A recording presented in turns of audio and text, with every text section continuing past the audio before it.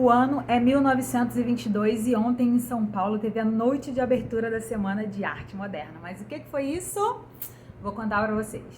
Em 1917, a Anita Malfatti, que era mulher e era uma mulher com deficiência, porque ela tinha a mão direita atrofiada. E por que eu gosto de citar isso? Porque se hoje as pessoas com deficiência já sofrem muito preconceito, imagina lá em 1917.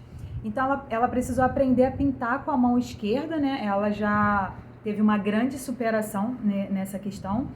E daí ela expôs os trabalhos dela em 1917, que foi duramente criticado pelo Monteiro Lobato. Desceu a lenha mesmo, a mídia detonou, as pessoas que tinham comprado os trabalhos dela após as críticas devolveram tudo. Mas como quem tem amigo tem tudo, os amigos Mário e Oswald de Andrade tomaram as dores dela.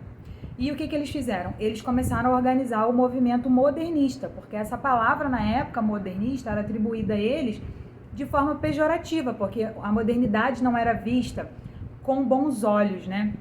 Principalmente no ramo das artes, que eram praticamente uma imitação daquilo que acontecia na Europa. O Brasil não tinha uma identidade.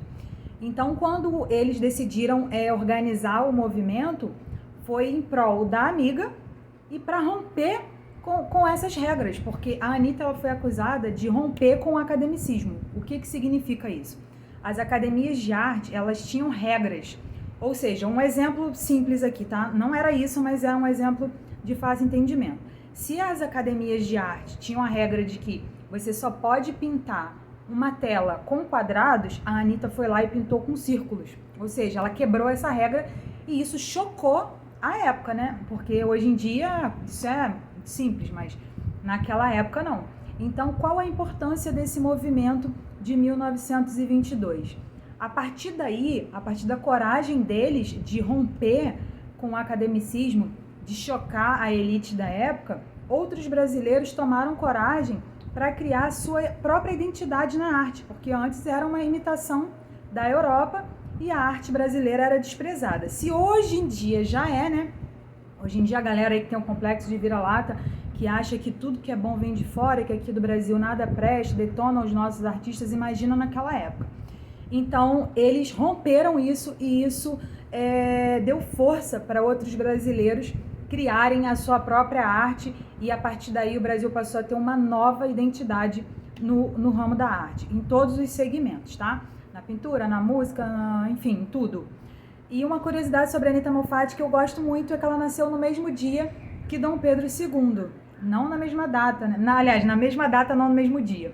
Ela nasceu em 2 de dezembro de 1889, quando ele já estava atravessando o Atlântico exilado por conta da queda da monarquia.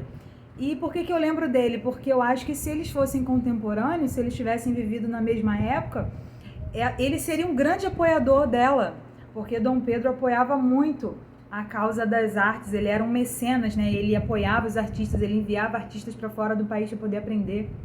Então eu tenho certeza que ele teria sido um grande defensor dela e teria tomado as dores dela também.